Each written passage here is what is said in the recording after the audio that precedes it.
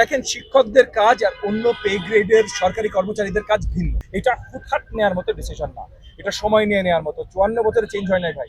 এক রাতে হুটহাট কিছু করলে আবার খারাপই হবে। আমরা বিগত সরকারগুলোর মতো হুটহাট ডিসিশন, হুটহাট ভুল ভুল করে আবার ফেরত আসা, এসব কিছু আমরা আর আগামীতে করতে চাই না। শিক্ষকদের সাথে আমার এবং আমার মন্ত্রণালয়ের দায়িত্বপ্রাপ্ত মন্ত্রী জনাব ইসানুল হক মিলন এমপি ভাইয়ের সাথে আমাদের দুজনের সাথে শিক্ষকরা বসেন।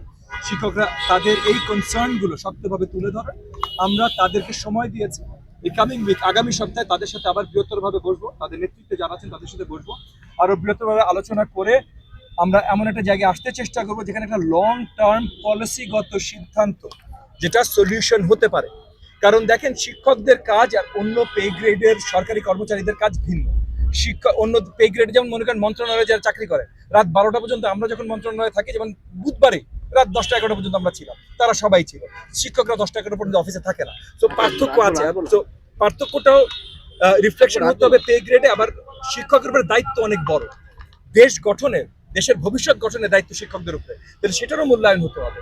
সেই সব কিছু সঠিকভাবে মূল্যায়ন করে আলোচনার মাধ্যমে আমরা একটা পলিসিগত সিদ্ধান্ত নিব। এটা হুটহাট নেওয়ার মতো ডিসিশন না, এটা সময় নিয়ে নেওয়ার মতো। 54 বছরে চেঞ্জ হয় নাই ভাই। এক রাতে হুটহাট কিছু করলে আবার খারাপই হবে। সবার সাথে আলোচনা করে সঠিকভাবে সময় নিয়ে ভালো কিছু আমরা করবো ইনশাআল্লাহ। একটা আইনও করলাম যে এটা করা যাবে না। বাংলাদেশে কত লাখ স্কুল আছে, 1.5 লাখের উপরে স্কুল কলেজ আছে।